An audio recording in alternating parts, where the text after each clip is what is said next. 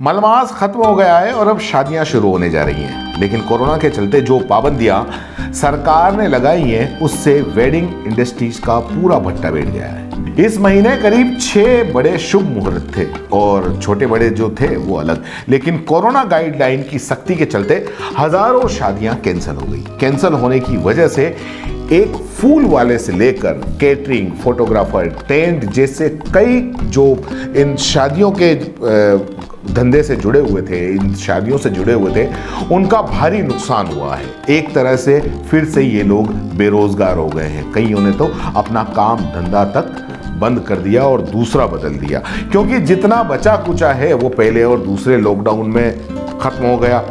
कर्जदार और हो गए सो अलग। और अब तो ये बात है कि अगर अभी भी इसी से जुड़े रहेंगे और इसी तरह की पाबंदियां रहेंगी तो घर बार बेचकर खाना परिवार को पूरा करना पड़ेगा, खाना परिवार का पूरा करना पड़ेगा।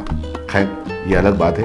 वैसे वेडिंग उद्योग से जुड़े लोग और जो लोग शादी कर रहे हैं उन्हें मैं एक जबरदस्त राय देने के लिए आया हूं, एक बहुत शानदार आइडिया देने के लिए आया हूं। कोरोना की पाबंदियां हैं, सरकार ने गाइडलाइन जारी कर दी है कि शादी ब्याह में 50 से ज्यादा लोगों को नहीं बुला सकते और इस वजह से कई लोगों ने शादियां कैंसिल कर दी हैं। शादियां कैंसिल करने की वजह से जो इन शादियों से जुड़े हुए जिनको धंधे मिलते थे वो सारे के सारे बैठ गए, जैसा कि मैं आपको पहले बता चुका हूं। अब अगर ज्यादा बुलाते हैं लोग बागों को तो पुलिस प्रशासन आ जाता है, केस कर देते हैं, जुर्माना लग जाता है। और लेकिन अपने पास में इन सब से बचने का एक बहुत शानदार आइडिया है। मैं आपको आइडिया बताऊंगा, आप वाकई कहोगे कि हाँ ये बिल्कुल सही है। क्या आप उस आइडिया से 500 से 1000 लोगों को इनवाइट कर सकते हो और पूरे ताम झाम के साथ में अपनी शादी कर सकते हो। पुलिस प्रशासन भी आपको कुछ नहीं कहेगा, सिर्फ मुक्त दर्शक बन के देखता रहेगा।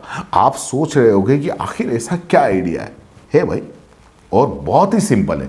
बस किसी भी मंत्री, विधायक, नेता जो भी आपको मिले उसको पूरे आदर सत्कार के साथ में शादी में आमंत्रित कर लो। और स्वागत द्वार पर अपन लिखते हैं ना, फला परिवार आपका स्वागत करता है, फला परिवार आपका स्वागत करता है, तो उसकी जगह उस नेता और मंत्री का नाम भी टिका दो कि ये फला मंत्री और परिवार आपका स्वागत करता है। फिर देखो तमाशा, कोई नहीं आएगा आपकी शादी रोकने के लिए और नेताओं को भी फायदा मिलेगा वो अलग। शादी में एक 15 मिनट की जनसभा आयोजित कर लो, 15 मिनट वहीं गार्डन के अंदर बुला दो, मंच लगा दो और नेताजी को खड़ा कर दो और भाषण रख दो, बस हो गया काम। न सरकार को एतराज और न ही पुलिस प्रशासन को कोई एतराज।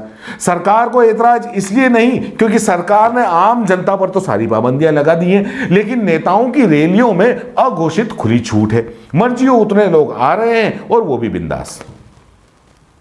नेता लोग रैलियां कर रहे हैं, सभा कर रहे हैं, जनता पर पाबंदी है 50 की, शादी करो तो 50 की, कोई अगर मर जाए तो 20 की, और अगर मान लो ज्यादा बुला दो तो पुलिस प्रशासन और बाकी के जितने भी आते हैं वो एक्शन लेने के लिए आ जाते हैं। लेकिन इन रैलियों में, इन सभाओं के अंदर कोई नहीं आता, कोई केस नहीं होता, पुलिस प्रशासन भी एक्शन नहीं लेता, क्योंकि उन्हें सिर्फ और सिर्फ आम लोगों पर डंडा चलाने के आदेश हैं। इसलिए अब आप ही बताओ कैसा है आइडिया, है ना जोरदार। नेता मंत्री को शादी में बुलाओ और मर्जी हो उतने मेहमान उनके पीछे बुला लो। बस नेताजी को माइक पकड़ के एक मंच दे दो और सभा करवा दो। आइडिया सही लगा हो तो नीचे सब्सक्राइब का बटन दबा दो। और मेरी खबर अगर कोई नेताजी देख रहे हैं तो ये उनके लिए भी फायदे की बात है, क्योंकि बिना आपके किसी खर्चे के, बिना किसी कार्यकर्ता की मेहनत के आराम से 1000-500 लोगों की सभा हो रही है। बैठे बैठा है आप ज्ञान पेल देना वहां जाके, पिक्चर खत्म। धन्यवाद।